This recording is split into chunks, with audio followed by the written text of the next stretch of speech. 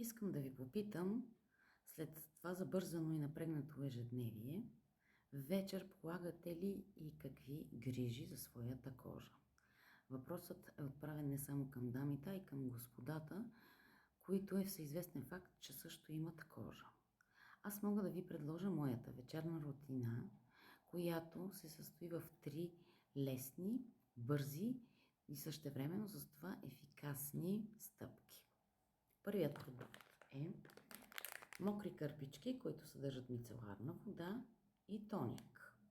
Освен грим, изчистват други нечистоти и не е нужно да се изплаква.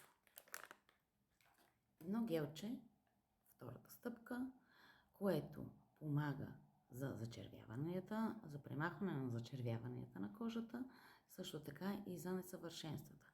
Това гелче не изсушава кожата. И третата стъпка е хидратиране.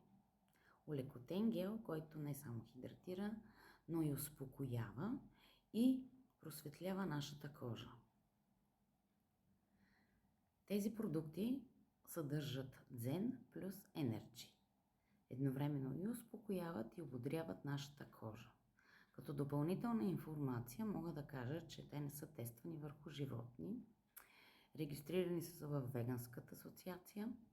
Също така са дерматологично тествани и не съдържат парабени и минерални масла. Също така имат гаранция цели 3 месеца. Можете да ги ползвате 90 дни и ако не сте удовлетворени и не отговарят на вашите очаквания, могат да бъдат върнати, а вие да си получите паричките обратно. Да мислим за утрешния ден и да